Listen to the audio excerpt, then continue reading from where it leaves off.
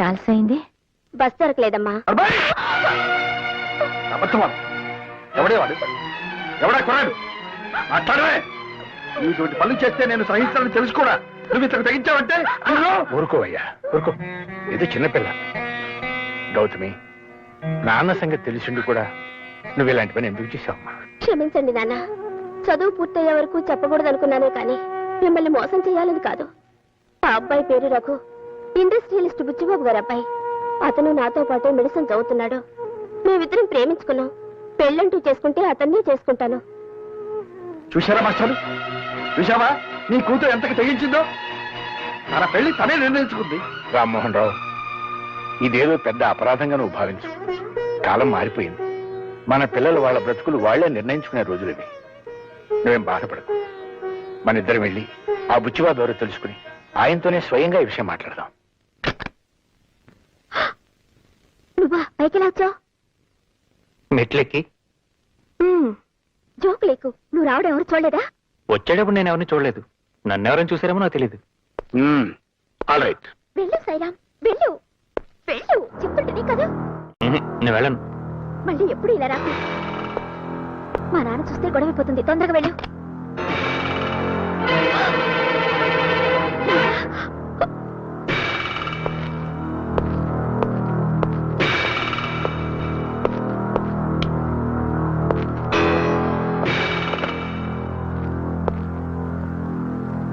నా పేరు సాయిరాం అండి. ఎస్, నేను మీ అమ్మాయి ప్రేమించుకున్నాం. నో, మీతో చెప్పి మీ ఇద్దరం పెళ్లి చేసుకోవాలనుకుంటున్నాం అండి.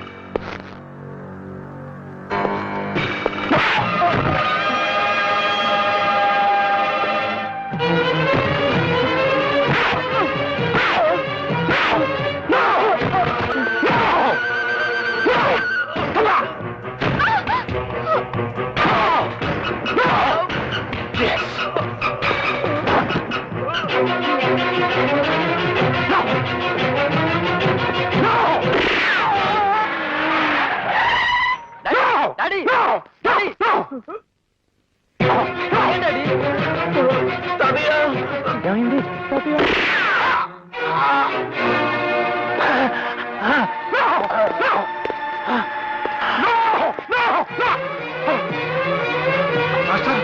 మాస్టారు, ఏమిటి ఏమిటి అన్యాయం? ఆయన ఎవరో నాకు తెలీదు. ఆయన్ని చంపడం నా ఉద్దేశం కాదు. నా కూతుర్ని వల్ల వేసుకున్న కుర్రాన్ని. ఈ కుర్రాడు ఎవరో కాదు, మా మాస్టర్ మనవడు. నేను నీతో పెళ్లి విషయం మాట్లాడడానికి ఈ పెద్ద మనిషిని తీసుకొస్తే ఈయన చంపుతావా? ఆయన ఇంకా చావలేదు కదయ్యా. హాస్పిటల్ పడండి. ఆ విషయం నువ్వు చెప్పక్కర్లేదు. నేను ఈయన హాస్పిటల్లో చేర్పిస్తాను. నిన్ను పోలీసులకు అప్పచెప్తాను. నాతో పెట్టుకోకండి. నా కొడుకుతో నీ కూతురు పెళ్లి జరగాలి. అది గుర్తుపెట్టుకో. ఏం జరిగిందన్నా? ఆ వివరాలు సాయిరాం చెప్తాడు. వెంటనే అతని దగ్గర స్టేట్మెంట్ తీసుకుని బుచ్చిబాబుని అరెస్ట్ చేయి. అలాగే. సాయిరాం సార్, బుచ్చిబాబు గారు అమ్మాయి నేను. అదంతా నాకు తెలుసు. బుచ్చిబాబు మీద కంప్లైంట్ ఇస్తే ఏం ప్రయోజనం ఉండదు సరి కదా. నీ ప్రాణాలకే ముప్పు. అదొక యాక్సిడెంట్ అని రాసిస్తాను. నువ్వు కూడా అలాగే స్టేట్మెంట్ ఇవ్వు. శబాష్. కంచె చేను మేస్తున్నాను విన్నాను. ఇప్పుడు కళ్ళారా చూస్తున్నాను. పాపం నాన్నగారు నిన్ను నమ్మి కేసు అప్పగించారు. సాయిరాం ప్రాణాలకు ఏ ముప్పు రాకుండా నేను చూసుకుంటాను. నువ్వేం వరీ కావద్దు. సాయిరాంతో స్వయంగా నేనే కోర్టులో కంప్లైంట్ ఇప్పిస్తాను. నువ్వు వెళ్ళి బాస్ పుచ్చిబాబుతో చెప్పుకో. పో. సాయిరామని నీకు అప్పగిస్తున్నాను. ఇక మీదట వాడి బాధ్యత అంతా నేనే.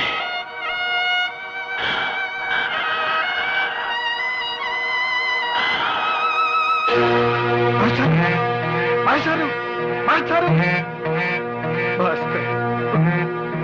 నో.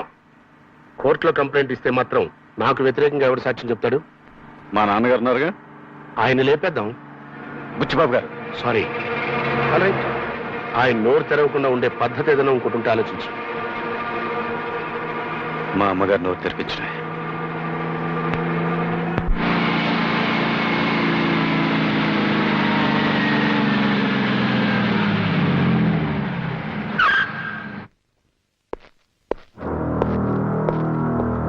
నమస్కారం అమ్మా. నా పేరు బుచ్చిబాబు. నన్ను చూసి మీరేం బెదిరిపోవక్కర్లేదు. నేనేం హంతకుని కాదు, నో. కానీ హత్య చేశాను.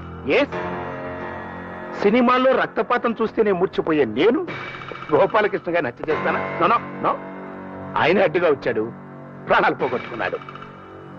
కోట్లు కుమ్మరిచ్చి అల్లుణ్ణి కొనుక్కోగలిగిన నాకు ఆఫ్టర్ సాయిరామ్ గారు వచ్చి అల్లుడు అవుతాను అంటే టాలరేట్ చేయలేకపోయాను. అందుకే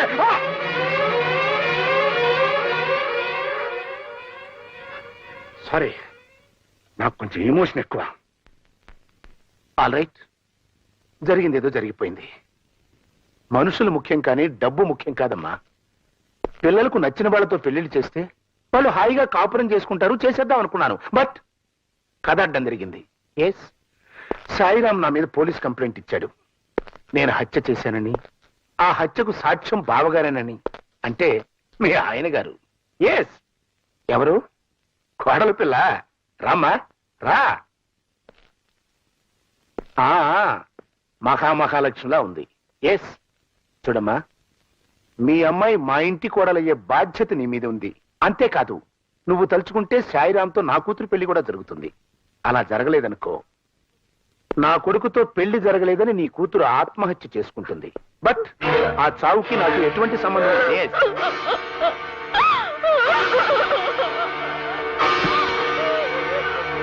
ఇవన్నీ జరగాలంటే నేనేం చేయాలి?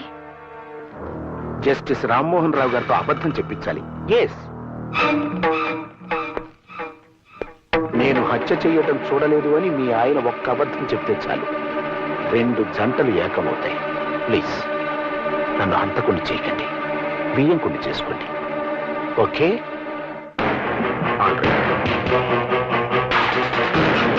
రండి బాబు రండి. పద. అయ్య బాబోయ్, అయ్య బాబోయ్, మా వాడు కొత్త వాళ్ళని చూస్తే సిగ్గుపడుతుంటాడండి. తెలిసిపోద్దాం అన్నయ్య, నేనున్నాగా.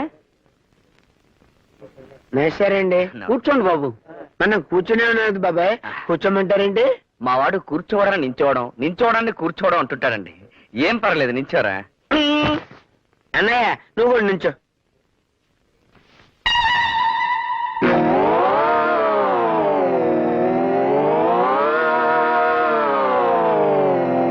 అయ్య బాబాయ్, అలా కూర్చుండిపోయింది అన్నయ్య.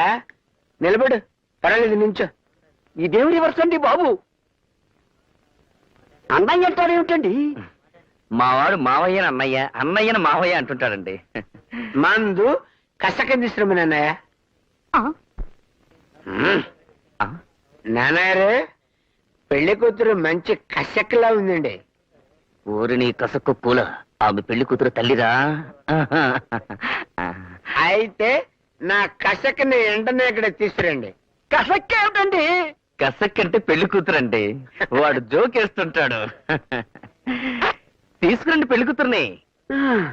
అమ్మాయిని తీసుకురావే. పెద్ద కసక్ లాగా ఉందండి మేనల్డ్.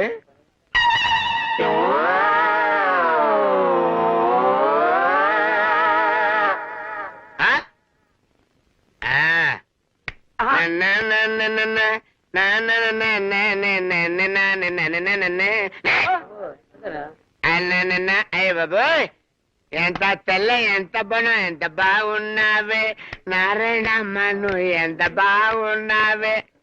అయ్య బాబోయ్, ఎర్ర చీర కట్టావే నారాయణమ్మ, నువ్వు పూల రేఖ వేసావే.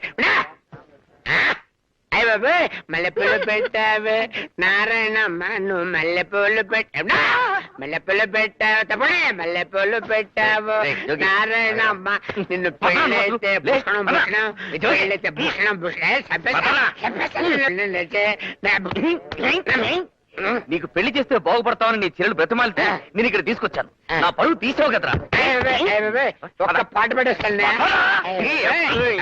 నువ్వు నాన్నగారితో మాట్లాడడం తప్ప వేరే మార్గం లేదమ్మా.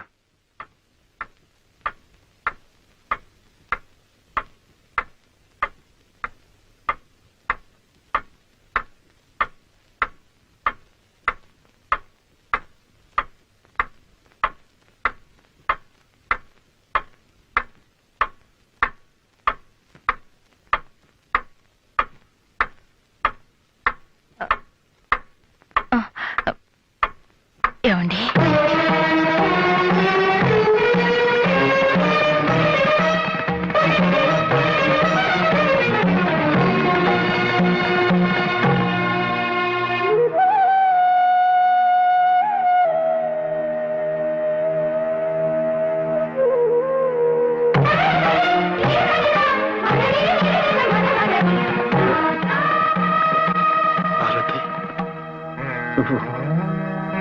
నన్ను పిలిచావా? అవునండి. చిన్నప్పటి నుంచి నేను దైవంగా చూసుకుంటున్న మా మాస్టర్ పోయారని నీ తీయటి మాటలతో నన్ను ఓదార్చడానికి ఎన్నాళ్ల తర్వాత నోరు తెరిచావా పార్వతి? మాస్టర్ పోయారు గాని ఆయన మనవడున్నాడు. ఆ మనవడు బాధ్యత మీ మీద ఉంది. నేను ఇన్ని సంవత్సరాలుగా మీతో మాట్లాడకపోవడానికి కారణం గుర్తుందా? మీరు చెప్పిన ఒక్క నిజం, బిడ్డ ఇంట్లోనే ఉన్నాడన్న నిజం మీరు పోలీసులకు చెప్పడం వల్ల నా బిడ్డ నాకు కరువయ్యాడు. ఆ బాధతో నా నోరు మూతపడిపోయింది. ఇప్పుడు నేను తిరిగి నోరు తెరిచింది అలాంటి నిజం మీతో చెప్పించకూడదనేనండి. అంటే నాన్న, మీరు లేని సమయంలో బుచ్చిబాబు వచ్చి అమ్మను బెదిరించి వెళ్ళాడట. నువ్వు ఇంకా ఆ బుచ్చిబాబుని అరెస్ట్ చేయలేదా? నేనే వద్దని ఆపాను మావయ్య గారు. అత్తయ్య గారు కూడా వద్దన్నారు. ఎందుకు? ఎందుకని? మీరంతా అతని బెదిరింపులకు జడిసిపోయారా? అతను బెదిరించలేదండి, బేరం పెట్టాడు. మీరు కోర్టులో సాక్ష్యం చెప్పకపోతే వాళ్ళ అమ్మాయితో సాయిరాం పెళ్లి జరిపిస్తానన్నాడండి. అంతేకాదు, మన అమ్మాయిని తన కోడలుగా చేసుకుంటానన్నాడు. ఆహా, అందుకోసం ఇప్పుడు నేను అబద్ధం ఆడాలి అంతేగా పార్వతి? అది కాదండి మావయ్య గారు, అత్తయ్య గారు చెప్తుంది బుచ్చిబాబు మీద జాలితో కాదు. అవునన్నా.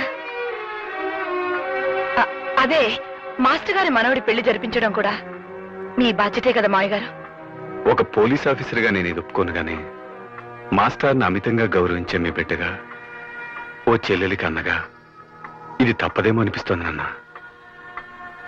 ఏమండి, మన మధ్య ఎన్నేళ్ల నిశ్శబ్దం తర్వాత నేను నోరు తెరిచి అడుగుతున్న ఈ వరం కాదనకండి. పార్వతి,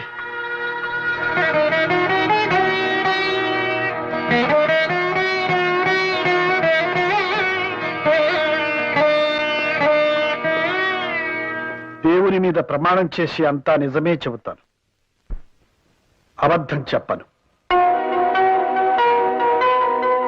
చూడండి రామ్మోహన్ రావు గారు, బుచ్చిబాబు గారింట్లో రిటైర్డ్ ప్రిన్సిపల్ గోపాలకృష్ణయ్య గారి మనవడు సాయిరాం తన మీద జరిగిన హత్యా ప్రయత్నంలో తన తాతగారు గాయపడి ఆ తర్వాత మరణించారని, ఆ సంఘటన చూసిన ప్రత్యక్ష సాక్షి మీరేనని తన రిపోర్ట్లో పేర్కొన్నాడు. అది మీరు చూశానంటారా, చూడలేదంటారా? అనను. ఆ రోజు మీరు అక్కడ ఉన్నానంటారా? అనను. లేనంటారా? నేనేమీ అనను, అనదలుచుకోలేదు. అదేలాగండి, విట్నెస్ బాక్స్ లో మౌనంగా నుంచుని కోర్టు వారికి సాక్ష్యం చెప్పకపోవడం ఐపీసీ 202 సెక్షన్ ప్రకారం నేరమని నాకు తెలుసు. మీలాంటి కుర్ర లాయర్లని వేల సంఖ్యలో చూసి రిటైర్ అయిన జడ్జి. కానీ మీరు చెప్పిన సెక్షన్ ప్రకారం నన్ను నేరస్తుడిగా నిరూపించాలంటే నేరం గురించి నాకు తెలిసి కూడా నేను సాక్ష్యం చెప్పడం లేదని మీరు నిరూపించాల్సి ఉంటుంది. అసలు ఆ హత్య జరిగిందంటారా? సాయిరాముని నీకు అప్పగిస్తున్నాను. ఇక మీదట వాడి బాధ్యత అంతా నేనే. నన్నేమీ అడగద్దు please. That's all your honour. నేను న్యాయశాఖ మంత్రిని కాకముందు నుంచి జస్టిస్ రామ్మోహన్ రావు గారిని ఎరుగుదు. సత్యమేవ జయతే అన్న మహాత్ముని సందేశాన్ని తన జీవిత విధానంగా మార్చుకున్నారనే విషయం మనందరికీ తెలుసు. కర్ణుడికి కౌచుకుండలాగే శ్రీ రామ్మోహన్ రావు గారికి నీతి, నిజాయితీ, న్యాయం, ధర్మం పుట్టుకతో వచ్చిన ఆభరణాలు అంటే అతిశయోక్తి కాదు. ఎవరు మీరు?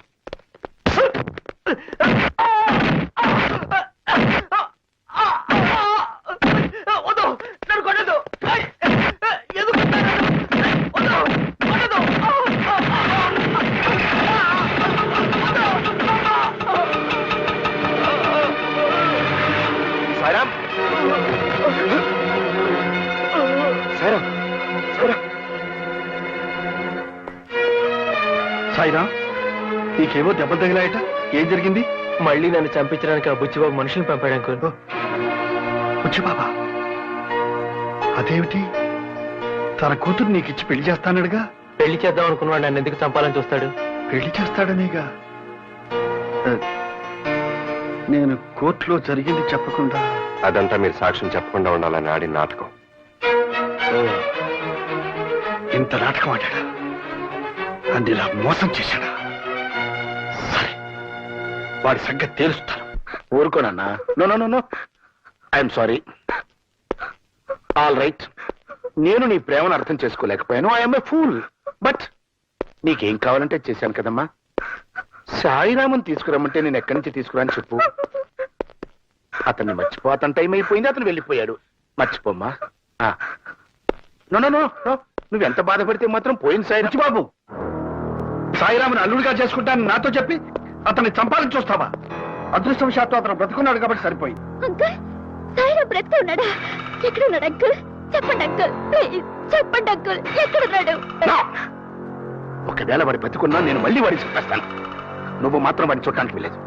బయలుదేరు. అక్కడ చూస్తా నిలబడతానంటా. బుచ్చిబాబు, నువ్వేం చేస్తున్నావు? నువ్వు చేస్తున్న పని చాలా అన్యాయం. నాకు తెలుసు, అవసరానికి అట్లా చేస్తుంటాను. సాయిరామ్కి స్వాతినిచ్చి పెళ్లి చేస్తానావా లేదా? అలానే నేను అనలేదే. అనలేదా? ఎస్ అన్నాను. అంటే అంత పెద్ద జడ్జివి కోర్టులో బోనెక్కి దేవుడి మీద ప్రమాణం చేసి చూసింది చూడలేదు అని నువ్వు బొంకలేదు. అప్రాలు ఒక సాదాసీదా మనిషిని నేను అన్నది అనలేదు అని బొంకలేనా? సాయిరాం పెళ్లి కాదు, నా కొడుకుతో నీ కూతురు పెళ్లి కూడా జరగదు. కోట్లకు పడగెత్తిన ఈ బుచ్చిబాబుతో వియ్యమందటం అప్రాలు కాదు. ప్లీజ్ కో. బుచ్చిబాబు, ఇప్పుడు నా కూతురు పెళ్లి నాకు ముఖ్యం కాదు. సాయిరాంతో నీ కూతురు పెళ్లి నాకు ముఖ్యం. వాళ్ళిద్దరి పెళ్లి చేస్తారు.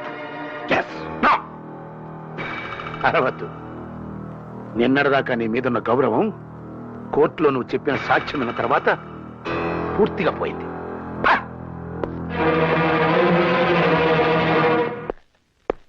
నమస్కారం సార్, కూర్చోండి. అయ్యగారి కోసం అండి? కాదు. సార్, గోపాలకృష్ణ గారికి శ్రీ ఓపెన. ఎస్. మీరు మరేమీ అనుకోకపోతే ఒక మాట చెప్తాను. ఈ కేసు రీఓపెన్ చేయించడం గురించి మర్చిపోండి సార్. ఎందుకంటే ఏసీపీ గారే గోపాలకృష్ణయ్య గారిదే యాక్సిడెంటల్ డెత్ అని ఈ కేసు క్లోజ్ చేశారు. పోస్ట్ మార్టం రిపోర్ట్ లో కూడా అలాగే మేనేజ్ చేశాం.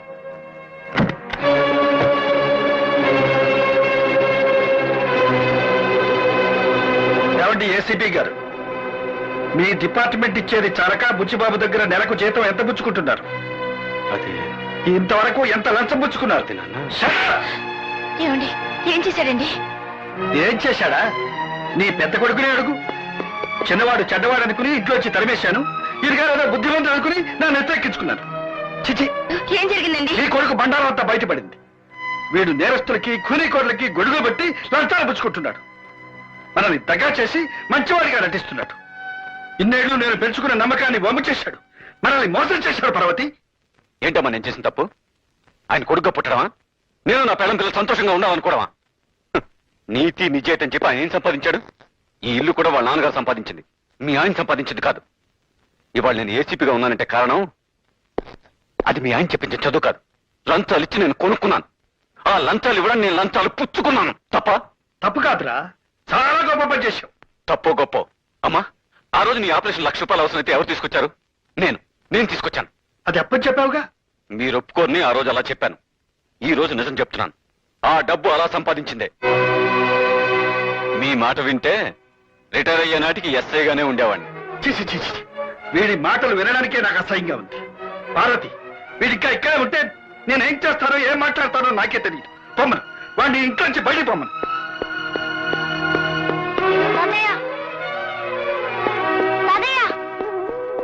కళ్యాణి, అమ్మ కళ్యాణి, ఏమిటమ్మా ఇదంతా? ఏమిటని అడుగుతారే? ఈ ఇంట్లోంచి వెళ్ళిపోమన్న తర్వాత ఇంకా ఇక్కడే ఉంటాం అనుకుంటున్నారా? రారా చక్రి. ఏడ్చాలే, పద. నేను తాతయ్య నాన్న రాను. బుద్ధిగా నడవకపోతే వీపు చిట్లిపోతుంది.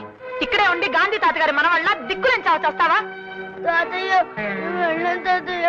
మేము అమ్మా నాన్నతో పెడితే చెడిపోతా తాతయ్య.